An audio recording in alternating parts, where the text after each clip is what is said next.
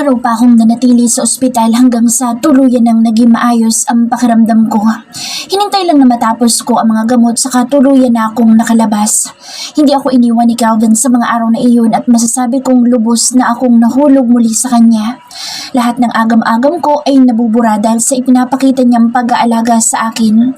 Sa awa din ng Diyos ay nagkamalay si Celine bagamat naiwan siya ng ospital. Ayon kay Calvin ay panay din ang bisita ni Joshua kay Celine at hindi ito nagpapatinag kahit pa panay ang tutol ni Helen. Sana lang ay magkausap na ang dalawa ng maayos. Hindi ko maiwasang malungkot para sa kanilang dalawa. Bagamat nasa isip ko pa rin ang mga katanungan tungkol kay Joshua at kay Kim. Kanina nga ay maganda ang inihatid ni Calvin sa akin na balita dahil papalabas na daw ng ospital sa Celine. Maayos na sana ang lahat. Ang tanging iniisip na lang namin ay ang pangungulit ni Daddy.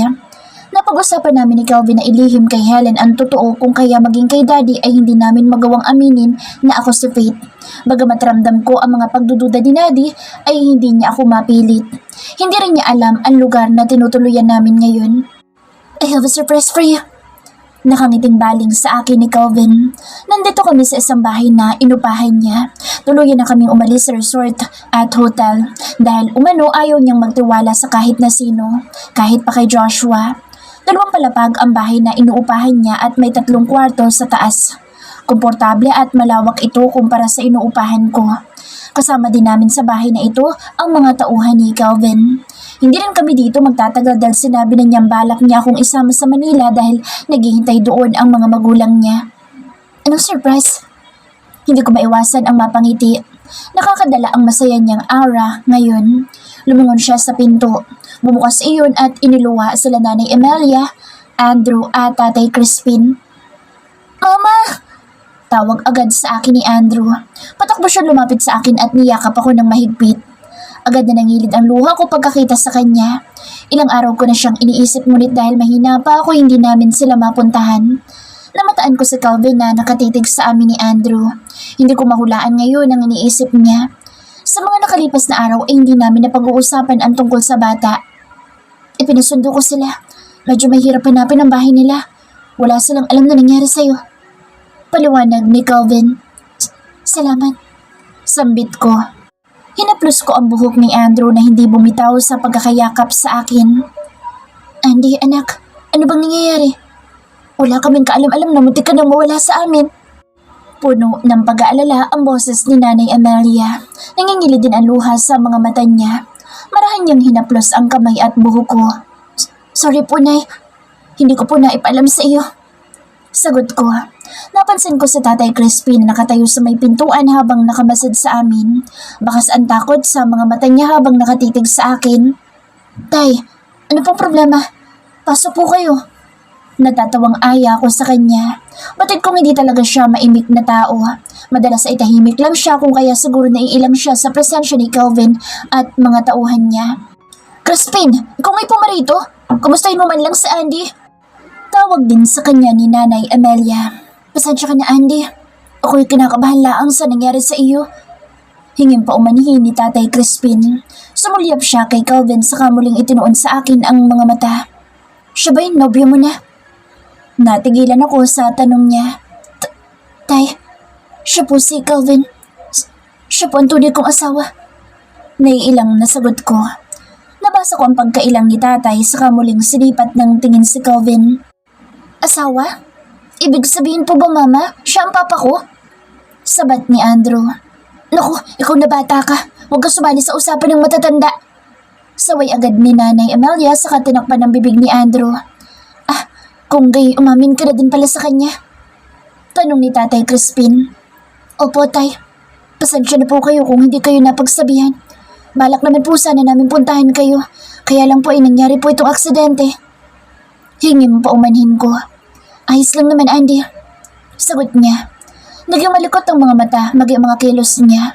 Hindi ko mawari kung dahil ba iyon sa pagkailang niya sa presensya ni Calvin.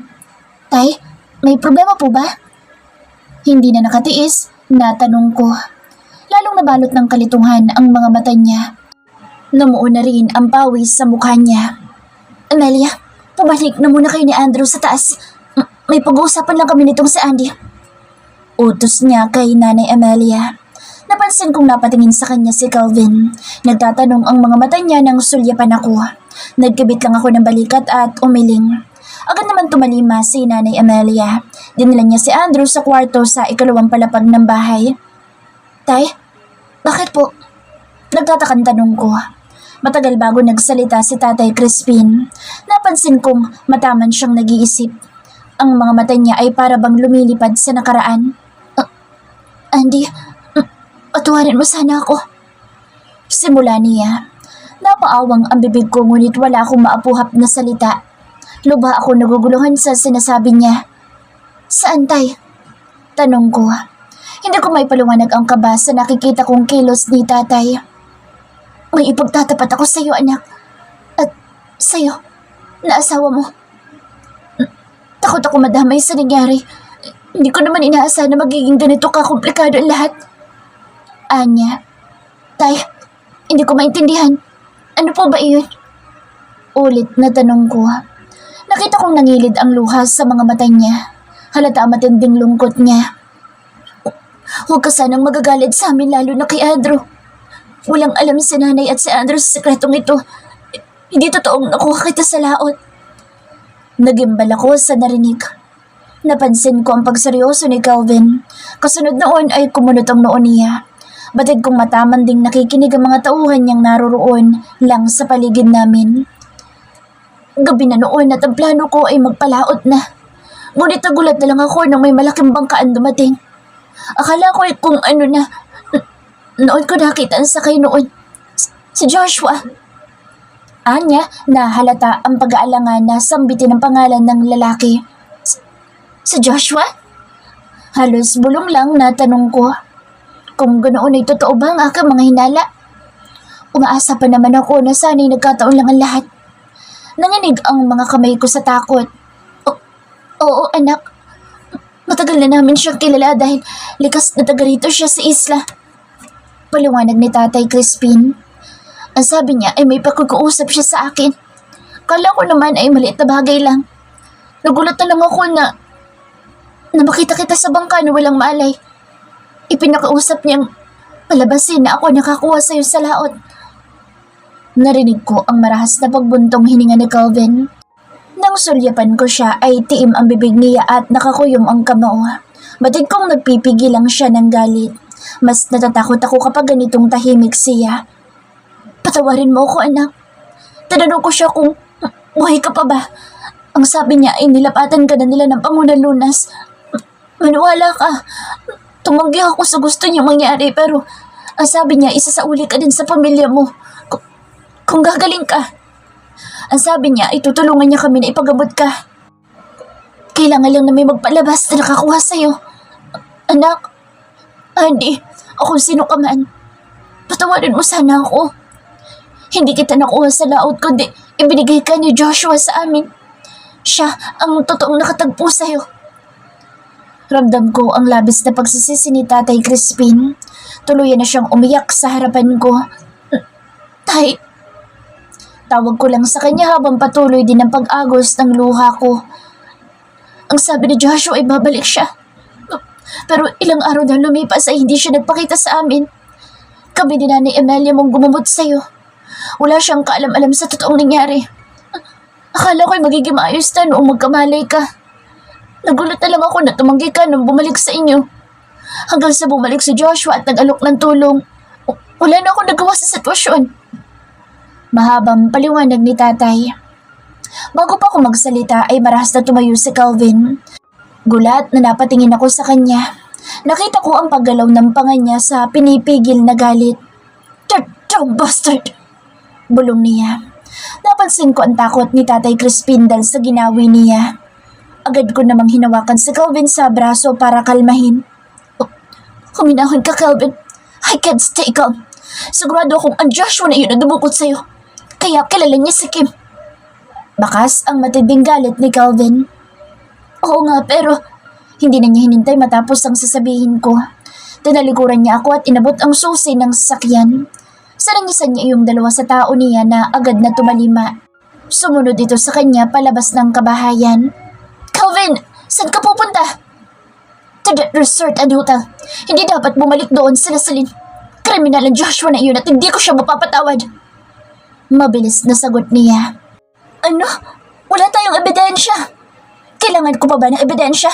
Nagsusumigaw ng katotohanan sa harap natin, Faith. Hindi ako nakaimik. Totoong hindi ko na kailangan ng ebidensya para mahulaan si Joshua nga ang nagpadukot sa akin. Masakit. Ramdam ko ang sakit ng pagtraidor niya sa akin. Sasama ako. Naisipan kong isagot. Humabol ako sa kanya at hindi naman niya ako pinigilan. Hindi na ako naghintay na payagan niya. Kusa na akong sumakay sa sasakyan niya. Gusto kong marinig ang paliwanag ni Joshua. Hindi naman ako pinigil ng mga tao niya. Kabang-kaba ako sa biyahe pa lang pero hindi ko mapigilan si Calvin.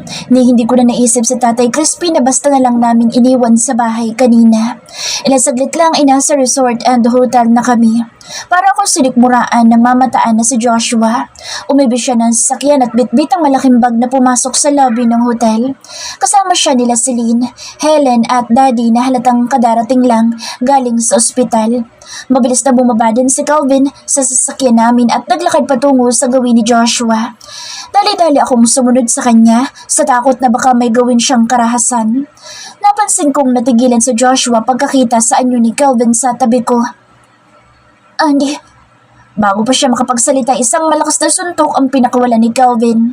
Dahil sa hindi niya iyon inaasahan ay hindi siya nakaiwas at tumama iyon sa mukha niya. Maging ako ay hindi inaasahan na gagawin ni Calvin iyon. Napasigaw ang mga empleyado ng hotel na nakuha namin ng atensyon. Maging sila Helen, Celine at Calix ay halata ang pagkagulat. You bastard! Alam ko na lahat. Ikaw nasa likod sa pagkawala ni Faith. Ikaw dumukot sa asawa ko. Malakas na ako sa ni Calvin. Marahil ay paraan niya iyon para mapaamin si Joshua. Tinitigan ko ang lalaki na nalalaki ang mga mata sa gulat. Buhat kay Calvin ay lumipat ang tingin niya sa akin. Ang gusto ko sana ay tumanggi siya. Mas gusto ko pang isipin na si Helen ang may kagagawa ng lahat. Kahit papaano itinurong ko na rin si Joshua na kaibigan. Ngunit nagsusumigaw ang katotohanan sa harapan ko. Joshua looks so guilty in front of me. Si Helen naman ay halata ang pagkaaliw sa nakikitang eksena sa harap niya. I am sorry. Siguro hindi ko na mapagtatakpan ng kasalanan ko. Oo, ako ang nagpadukot sa asawa mo. Diretsang sagot ni Joshua. Parang kinurot ang puso ko. Nagtatanong ang mga mata ko sa kanya habang nakikiusap naman ang sa kanya. I am sorry, Andy. Sambit niya. Gusto kong itago ang tunay na nararamdaman pero imposible iyon ngayon na narinig ko kay Joshua mismo ang totoo. Bakit ako? Anong kasalanan ko sa kanya? Sorry, yan lang ang sasabihin mo. Muntik na siyang mamatay. Galit na sigaw ni Calvin kay Joshua at muli niyang sinugod ang lalaki ngunit maagap ang mga security sa hotel para pigilan siya. Teka nga, ano bang nangyayari? Calvin! Sabat ni Daddy na naguguluhan sa pagtatalo ng dalawa. Nasa tabi niya si Selena bakas din ang lungkot sa mga mata. Nanginginig baging ang mga labi niya at nagtatanong ang mga mata kay Joshua. Bitiwan niyo ako!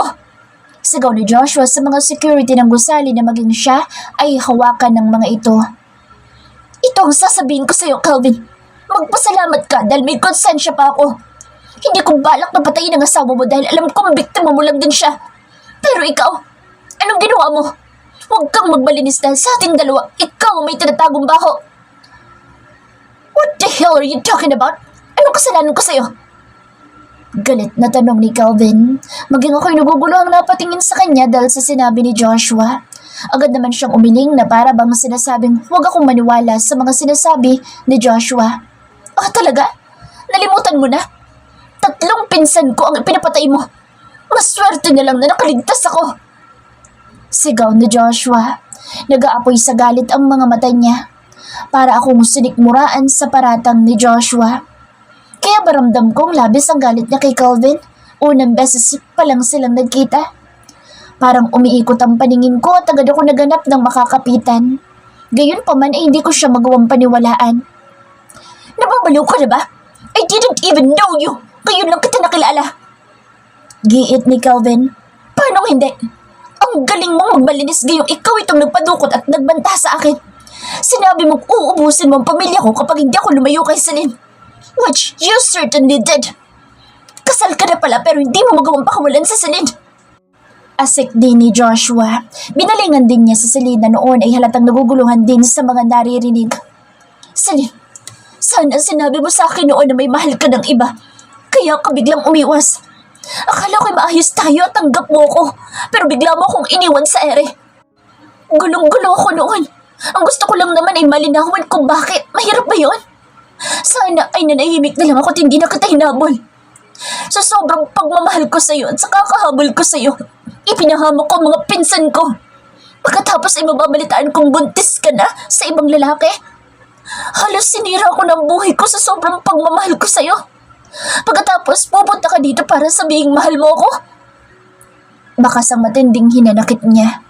Noon ay tuluyan na rin umiyak si Celine. Joshua, hindi mo naiintindihan. Tumigil ka ngang lalaki ka. Bakit ang ako sisisihin mo? Ikaw ang umahabol sa kanya. Tulad ngayon, walang may gusto sa'yo dito pero nandito ka at pinipilit mo na naman ang sarili mo. Dapat lang sa'yong makulong. Singhal ni Helen sa kanya. Pinagmasdan ko si Joshua. Labis ako naninibugo sa kanya sa ginawa niya sa akin pero kasabay noon ay ang awa, lalo na nang mabasa ko ang pagdaan ng sakit sa mga mata niya dahil sa mga sinabi ni Helen. At anong sinasabi niyang ipinudukot siya at pinagbantaan ni Calvin. Joshua, sabihin mo sa amin kung ano nangyari. Nagtatakang napalingon sa akin si Calvin. Naniniwala ka sa kanya? Bakas ang hinanakit sa boses na tanong niya. Oo, pero hindi ako naniniwalang ikaw ang nagpadukot at nagpapatay sa mga kamag-anak niya. Makahulog ang sagot ko. Tiningnan ko si Helen na noon ay sinalubong din ang tingin ko. Matapang ang mga mata niya at naghahamon. Hindi ako nagpatinag sa kanya. Tinapatan ko ang mga tingin niya at sa huli ay siya na ang sumuko. Ibinaling niya ang mga mata kay Celine na noon ay umiiyak. Nakikita mo na ngayon Celine na sinasabi ko sa'yo. Mapanganib ang Joshua na iyan kaya ayaw ko sa kanya para sa'yo. Iniiwas lang kita sa kapahamakan. Hindi nakaimik sa Celine. Batid kong gusto niyang magsalita para magpaliwanag kay Joshua pero muli ay may pumipigil na naman sa kanya. Walang kwentang usapan na ito. Pulos kasinungalingan ang ibinibintang ng Joshua na iyan kay Calvin. Hoy Joshua, ang sabihin mo, malaki ang kasalanan mo kay Calvin at natatakot kang makulong kaya gumagawa ka ng kwento. Pagpapatuloy ni Helen. Halika rin Celine, magpahinga ka na. Ikaw na bahala sa lalaking yan, Calvin. Hinawakan na ni Helen sa Celine at inakay paalis pero maagap ko siyang pinigilan. Hindi ko na makontrol ang galit ko. Madiin ko siyang hinawakan sa braso dahilan para mapadaing siya. Sinubukan niyang hilahin ang braso buhat sa pagkakahawa ko pero hindi ko siya binitawan. Walang aalis hanggat hindi tayo nagkakalabasan ng baho. Madiing sambit ko habang titig na titig sa kanya. Nalalaki din ang mga mata niyang napatingin sa akin at nabasa ko doon ng takot. Ito na siguro ang oras para magkaalaman tayo, Helen. Hindi kaya ikaw ang salarin sa lahat ng gulong ito? Hindi kaya ikaw ang nagpapapatay sa mga kamag-anak ni Joshua para layuan na niya sa Celine? Total mamamatay tao ko naman. Anong sabi mo? Sino ka para pagsalitaan ako ng ganyan? Namula siya sa galit at akbang sasampalin ako pero mabilis ko siyang napigilan. Kasunod noon umigkas ang kanang kamay ko at malakas na pinadapo iyon sa kanyang kaliwang pisngi. Napasingap ang mga tao sa paligid namin at maging si Celine at Daddy ay nabigla sa ginawa ko. Agad naman lumapit sa akin si Calvin at marahang hinila ako palayo kay Helen. Sino ka mo ako? Ako si Faith. At alam ko lahat ng baho mo. Sigaw ko habang pigil ako ni Calvin. Bakas ang pagkagimbal niya sa nalaman. Mukhang sa amin lahat na nandito ay siya lang ang nagulat sa sinabi ko. Si Joshua naman ay manghang napatingin kay Helen. Ano sinasabi mo? Nanginginig ang boses niya. Teka, bakit ako na ang sinisisin niyo lahat? Hindi ako nagpadukot sa'yo kung si Faith ka nga. Hindi ako mamamatay tao. Talaga ba? Pero halos pinapatay mo na rin ang anak mo sa ginagawa mo. Wala kang puso. Hindi ka marunong magmahal. Halos maiyak ako habang sumisigaw sa kanya. Hindi ako sa Celine pero ramdam ko ang sakit.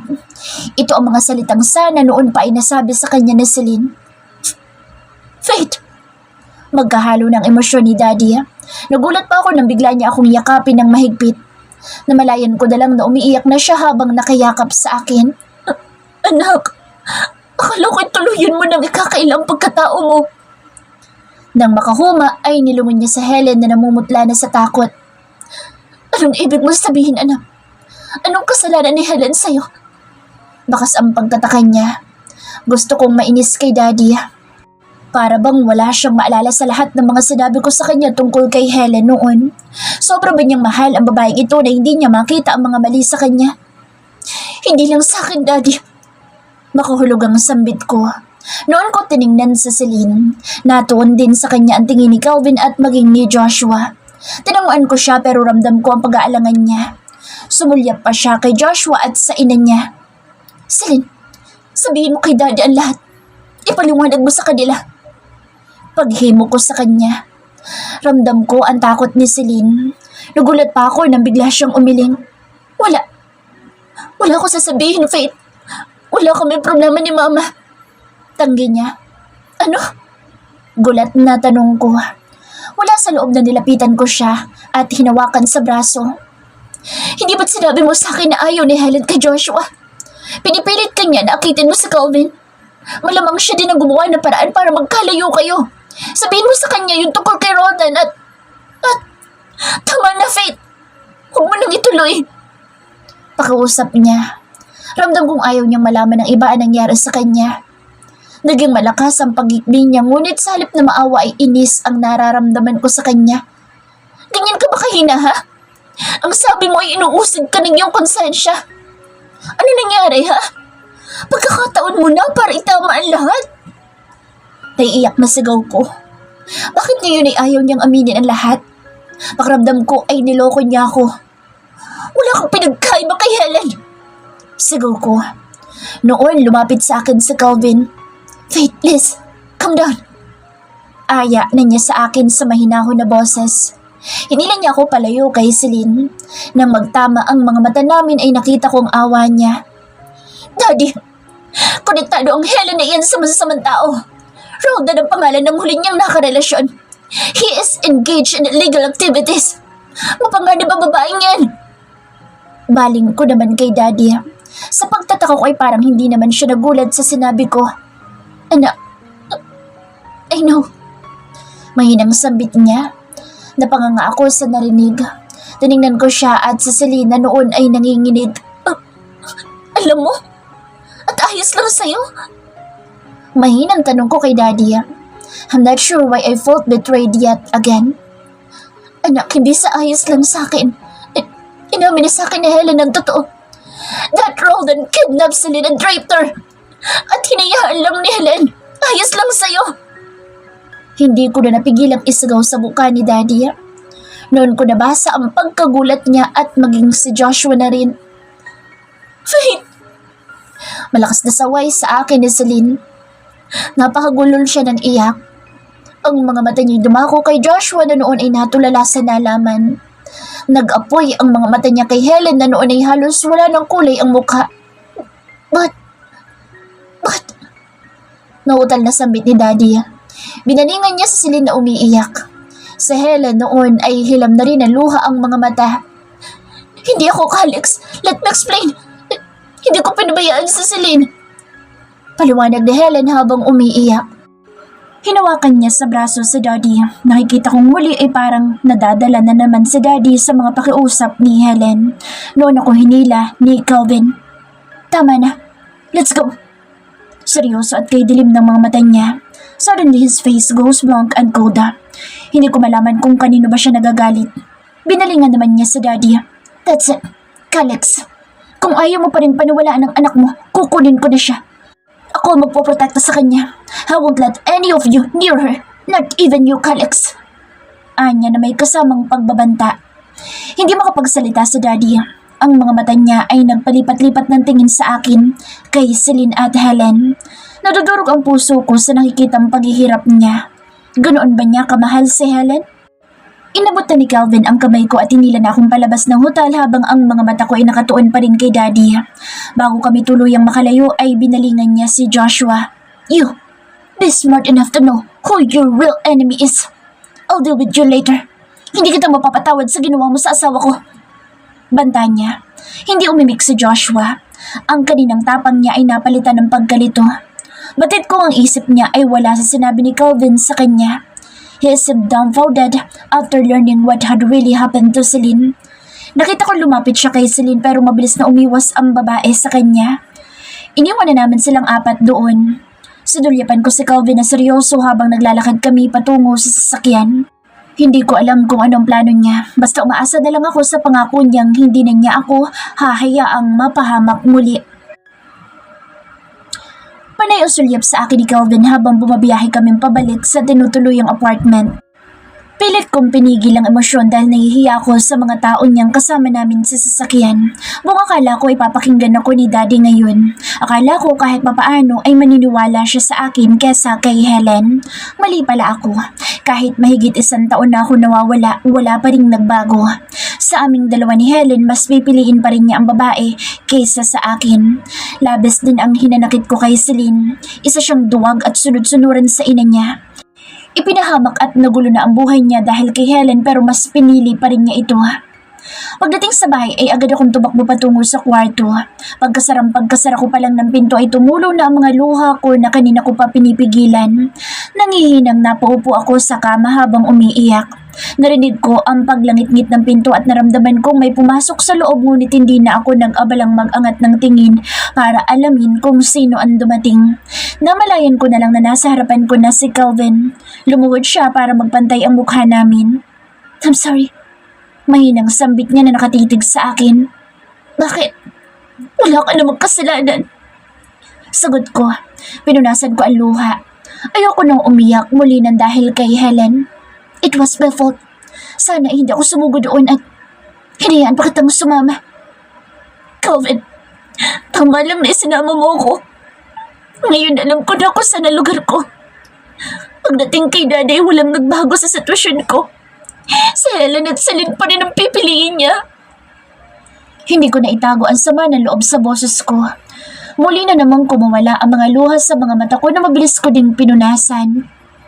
Inabot ni Calvin ang kamay ko at tinitigan ako. I am here, Faith. Hindi kita iiwan.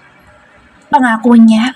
Nangungusap ang mga mata niya. Bakas doon ang matinding awa at pag-aalala. Hindi ko maiwasang mapatitig sa kanya. Sa ngayon ay siya na lang ang natitira kong kakampi. At least ngayon ay hindi ko na nararamdamang nag-iisa ako. Dahil doon ay muling bumalong ang mga luha ko. Thank you, Calvin. Naiiyak na sambit ko. You don't have to say thank you. It's the least I can do after everything you've been through. Sagot niya. Hindi ko alam kung dinadaya ako ng aking paningin ngunit bukod sa awat pag-aalala ay may iba pa akong nabasa sa mga mata niya. Hindi ko tuloy mapigilan ang mapatitig sa kanya. Napansin kong dumako ang tingin niya sa labi ko. Napalunok ako at mukhang pareho kami ng nararamdaman dahil ganoon din ang ginawa niya. Calvin, anas ko ngunit hindi ko naman maituloy ang sasabihin. Bagay ako pa siyang hinila palapit sa akin. Mukhang para sa kanya ay sapat na yun para maunawaan ako dahil inilapit niya ang mukha sa akin habang ang isang kamay ay dumako sa aking batok. Napapikit na lang ako nang angkinin niya ang labi ko. His kiss felt very much like home. It brought back a lot of warm, fuzzy feelings and memories. Agad ko yung tinugon hanggang sa namalayan ko na lang na nakatayo na kaming pareho.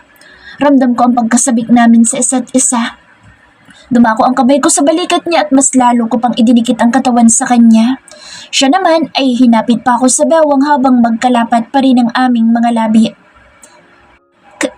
Can I? Nag-aalang ang tanong niya. Hindi ko alam kung matatawa ba ako o mahihiya sa tanong niya. Tumango ako at tipid siyang ngumiti. Itinuloy niya na ang pag-alis sa pagkakabotones ng pantalon ko. Unti-unti niyang ibinaba iyon habang ang mga halik niya ay gumapang na rin. Matapos ang mainit na tagpo sa pagitan naming dalawa, ay pabagsak siyang nahiga sa tabi ko. He wrapped his arms around me and gave me a warm hug. I love you. Bulong niya. Tipid akong ngumiti. Pinagapang ko ang mga kamay sa pisngi hanggang sa labi niya. Pinaglaro ko ang mga daliri doon. I love you, Calvin. Lumawak ang ngiti niya at kinintalan ako ng halik sa noo. Isasama kita sa Manila. Mom and Dad are looking forward to seeing you again. Napamaang ako sa akin niya. Gusto ko makita ulit ang pamilya niya pero ang isip ko'y nasa pamilya ko ngayon na may iwan dito. Marahil nabasa niya ang pag-aalangan ko kaya agad siyang nagtanong. Are you worried about Andrew? Oo. Pamilya ko na rin sila, Calvin. Babalik tayo dito kung gusto mo. Gusto ko lang ayusin ang tungkol sa atin. I'd like to inform my family that you are alive. And we are still married. Napangiti ako sa sinabi niya. Okay, magpapaalam lang ako kay Nanay Amelia. Sagot ko. Faith. Bigla ay naging seryoso siya. I love you so much that I am willing to stay here with you if you weren't. Napatitig ako sa kanya. Halos maiyak ako sa sinabi niya pero ayoko maging unfair sa kanya at kay Daddy Lander. Alam kong kailangan siya sa kumpanya at mahabang panahon na ang ginugol niya dito sa isla. Pag-usapan natin ang lahat pagbalik natin sa Manila. Question ko. Alright. Nakangiti ng sagot niya. Hinawakan niya ang kamay ko at hinalikan iyon. Come on. Aren't you hungry? Ayanin niya sa akin. Noon lang ako nakaramdam ng pagkalam ng sikmura. Bumangon na kami at nagbihis. Magkasabay kami bumaba para maghanda ng pagkain.